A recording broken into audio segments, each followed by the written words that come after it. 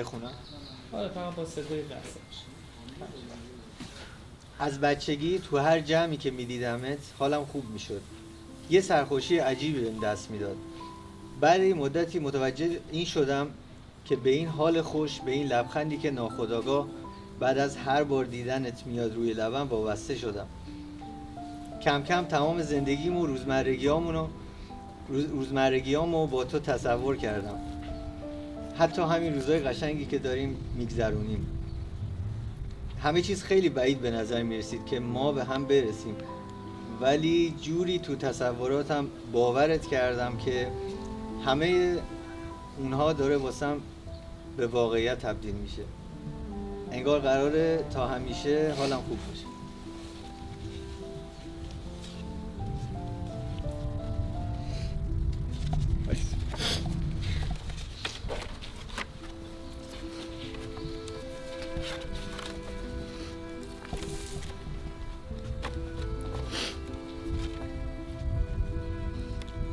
درست وقتی که دختر بچه 14-15 ساله بودم، 12 سال پیش، از مسیر خونه تا مدرسه یه نفر همیشه بود.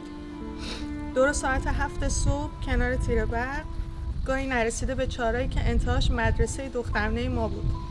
میشناختمش، ولی به اندازه یه سلام ساده توی مهمونی شلوغ خانوادگی. و سوالی که همیشه توی ذهنم بود، چرا هر روز درست همون ساعت همونجاست؟ چرا وقتی به چشماش نگاه میکنم چشاش میخنده؟ شیطونه، انگار میخواد با چشاش یه حرفی رو بهم بزنه. بیشتر روزایی که اینجوری میگذشت سعی میکردم نگاهمو ازت بدزدم، ولی اعتراف میکنم روزایی که کنار تیر برق نبودی دنبالت میگشتم، تا وقتی که یه روز حرفای دلت رو صفحه کوچیک موبایلم خوندم. شهریور ما بود. همونجا فهمیدم هیچکس قرار نیست تو این زندگی به اندازه تو بهم پناه بده، دوستم داشته باشه، غرغرامو تحمل کنه، بگه میدونم تو دلت هیچی نیست. انقدر قدر تو میدونم. همیشه وجود تو، دوست داشتن تو باعث میشه که دووم بیارم تو بدترین روزا. خیلی خوبه که دارمت. میخوام بدونی تا زمانی که نفس میکشم تو این دنیا هستم نمیذارم لحظه احساس تنهایی کنی. من همه جا باهات میام. تو این چند سال لباس عروسای زیادی پوشیدم توی ذهنم و باهات رقصیدم. امروز دیگه تصورش نمیکنم، زندگیش میکنم.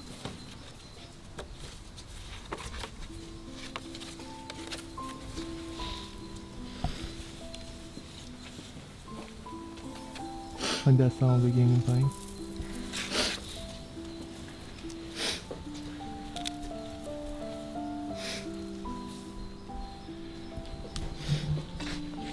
موقعی که دوست داشته باشی من بگی و بعدش همو ببینی.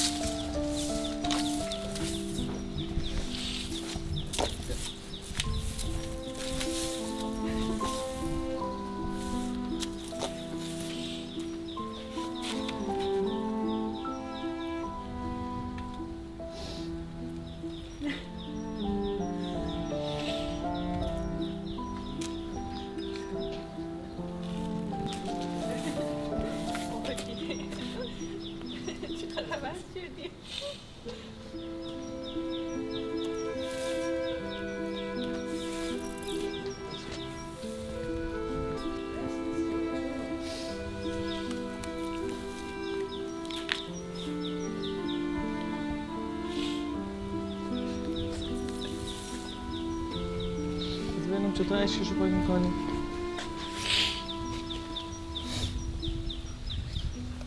این چشه به سر کور نکن.